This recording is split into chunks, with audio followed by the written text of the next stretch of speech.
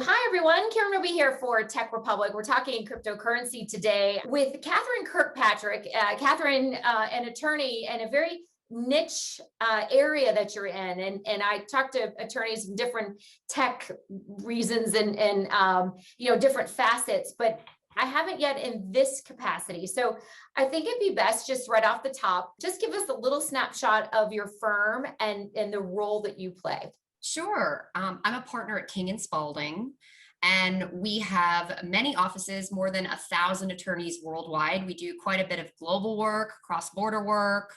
Although we're headquartered in Atlanta, we have a presence in multiple cities across the US, and we are a full-service law firm, primarily for large entities, public companies, etc. My particular practice is called Special Matters and Government Investigations. So I do white collar defense, government and internal investigations, which means we represent entities when the US government or foreign governments want to investigate some facet of their operations, regulatory matters, and corporate compliance. And one of the aspects of my practice, definitely as of late, has been representing entities who are branching out into cryptocurrency, fintech entities, crypto exchanges, et cetera, all of the market participants that are touching this area of the law and need to absolutely ensure that they're not breaking the law or dealing with dirty money in the anti-money laundering sphere. Right. And that's the crazy thing is, and as you mentioned to me earlier before we were recording, that you could talk for days about crypto and so many different layers, but we're going to focus a little bit here today on from a money laundering standpoint. And and crypto is still new to people and trying to learn and keep up with the changes and the rules and all of these kind of things. So talk a little bit about, how ripe is this new market for money laundering? I mean, what do people need to know? Yeah, you're absolutely right, Karen. This is one area where for the longest time, AML and otherwise, it was really the Wild West. It was first effectively unregulated. Then the regulators were fighting over what was what, and new laws and restrictions were really being introduced on a piecemeal, to be candid, wholly confusing basis. And now there's a bit more clarity, but laws are really still catching up. And, I genuinely believe there's going to be increasing focus, as we've already seen, on crypto as a potential source of money laundering and related issues. That's not to say that criminals are the only ones out there that are using cryptocurrency. There couldn't be anything farther from the truth. Right. There's been an embrace of digital currency and more broadly blockchain technology by institutional investors. A lot of massive investors and legitimate entities have been at the very least diversifying in crypto or considering whether they're, leaving money on the table by not exploring opportunities in this space. Right. And, that's created less of a stigma that's, associated to crypto. So, regulators no longer assume that if you're dealing with crypto, you're involved in wrongdoing, which maybe 5 or 10 years ago that might have been the assumption. Right. But right. That being said, there is still going to be a focus here, and as you've probably noted, a number of regulators have consistently made comments about AML risks and crypto specifically. So when you talk, Catherine, to your clients and you're advising them, I mean, when moving that money from A to B, and I mean, where do things sometimes get a little convoluted? Yeah. So I do a fair amount of AML defense, where maybe the government is looking into an entity that's accused of money laundering, or one of their clients is accused of money laundering. And the first thing that we do when we defend an entity or perform an internal investigation is we trace the flow of funds. We look for where did the dollars go. And oftentimes when you're dealing with a traditional financial services entity, maybe there's transactions inside that entity, then the funds leave. And that can really be a defense. Say, hey, our client only has optics into the transaction to this point in time. And then what do you expect them to do? Be private detectives to, trace the money that leaves their institution? That would be ridiculous. Crypto gets a little bit more complicated in some ways because there is some lack of identity tied to cryptocurrency.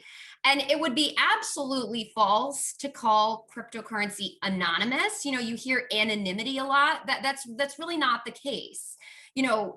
Bitcoin, as an example, or other cryptocurrencies, they don't store real world identities. So you don't have like dollar bill owned by John Doe. But, every Bitcoin transaction is visible on the blockchain. So you can trace those flow of, those funds as they flow throughout the blockchain. As we recently saw, the US government was able to recover money by tracing the funds on the blockchain. It's absolutely visible. And a lot of crypto proponents are going to say that, transparency is a major pro of having all of these transactions visible. That's transparency. That's not anonymity. However, the blockchain only stores addresses, public keys, and not real world identities. So to get those real world identities, you need some sort of KYC or basically know your client, know your customer at the outset when somebody is basically purchasing Bitcoin or storing their Bitcoin or storing their crypto. There needs to be that associated entity, process to tie an individual person to a cryptocurrency. And the issue there is that's not always the case. A lot of entities don't have that kind of process in place because they don't need to. It's not legally required a lot of the time, depending on who they are or how they're facilitating things. A lot of crypto exchanges, for example, they don't actually require you to register your identifying information when you open an account. Occasionally, some of the processes will be like, okay, you have to give XYZ information if you want to transfer money out of your account, or if you want to fund money in excess of a certain amount. But you have small amounts flying under the radar, which is, a risk factor. And then you also have potentially wrongdoers, but also maybe some legitimate consumers that are using keys, that are using basically hardware wallets to store their crypto. And if you have a, USB with your cryptocurrency on it, then your name is not associated with it. Aha, I get it. And it's, we were talking about this too earlier, things are changing so fast and technology is moving so fast. And when it comes to regulation, I'm sure, it's hard to keep up, but do you feel like we will see a considerable change as far as the regulation is concerned, as we, especially with these large scale attacks like, Colonial Pipeline and things like that are becoming more mainstream? Yes, potentially, yes. What's really interesting is there was an absolutely massive overhaul of the AML infrastructure, biggest changes since the Patriot Act. With a new law that was put into place in January, the NDAA. And that law specifically extended certain AML requirements to digital currencies. So that was a very big change, a very big development. And, in my mind, that was the regulators recognizing, okay, this is a risk area and we're moving to fill that gap. Now, there are exceptions, that only applies to certain entities, but that's probably the best example in my mind where they are hyper cognizant of the fact that wrongdoing is occurring and they're moving to fill those gaps. And they're going to continue to do that. All of the press surrounding crypto, all of the money being made in crypto, that's going to attract regulatory attention and focus, and to a certain degree, an outcry, because there still is that association between wrongdoing and virtual currencies. And that's unfortunate for all of the people that are conducting legitimate business with crypto. Yeah, just like with anything, there's always the dark side to it, and people will find their way in, and unfortunately, in some ways ruin things for the people that are legitimate and doing legitimate business. So earlier you were talking to Catherine, again, before we were recording, about just last week, I think you mentioned when you were talking to some AGs and internationally. Just talk a little bit about like a conversation like that. What does it look like? Where do they, outside of the US, how much discussion is going on there as well? Yeah, that's what's really interesting about the crypto space is, for one, there is a radical difference in how cryptocurrency is treated from jurisdiction to jurisdiction. Some jurisdictions have absolutely embraced it. Others have uniformly rejected it, maybe in part because of the concerns that we're talking about. Other jurisdictions can't make up their mind. They outlaw it one day and then they put money into it the next. Right. And what's really, unique about it is there's really no place where the money sits. Again, with fiat currency, we're talking about there's always a physical bank, or there's a bank branch, or the money's being wired from one bank to the other. If you have a crypto transaction and someone's using hardware wallets, and they travel from the US to Brazil to Hong Kong to, what entity is going to get involved? So, the decentralized nature of this makes kind of the understanding of these transactions very important from a cross-border global basis. And we are seeing more and more interest overseas, from certain jurisdictions who, maybe they've been slower to understand things, but they're just now realizing this is going to touch us. This is going to touch my business. This is going to touch law enforcement. We need to understand how to trace the flow of funds. Companies and private individuals might think I'm leaving money on the table, but then you also have government, regulators like the IRS, who they're realizing, wow, we're leaving a lot of money on the table by not implementing certain rules and enforcement actions linked to this absolutely massive market cap. Right. Massive. I mean, it is so massive and hard to even wrap your arms around it. And that would lead me to a question. I'm just curious how you got into this. I mean, is this something you had an interest in? I mean, obviously, coming from and doing investigations and white collar and things like that, but how did you kind of end up in this niche? Yeah.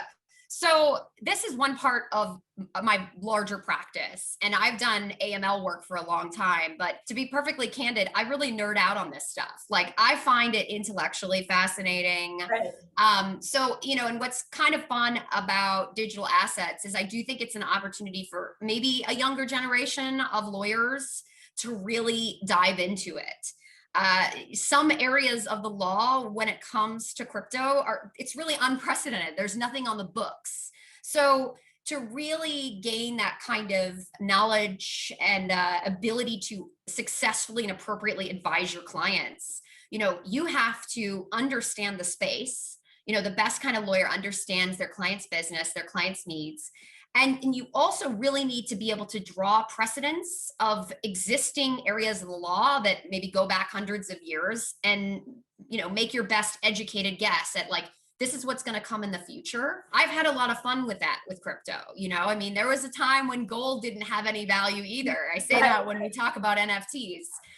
So, it's definitely a fun area of the law for me. Yeah, awesome. I love that. I like to ask people when, how they kind of get into a niche that's a little different. And will be interesting to see if, like you mentioned, some that are just graduating from law school, let's say, if they're, digital natives, because that for them, it may be a natural place for them to go. What do you see, Catherine, as we're wrapping up here? Like 6 months from now, even? I mean, how will the conversation, if we're sitting here having one, how do you see it changing?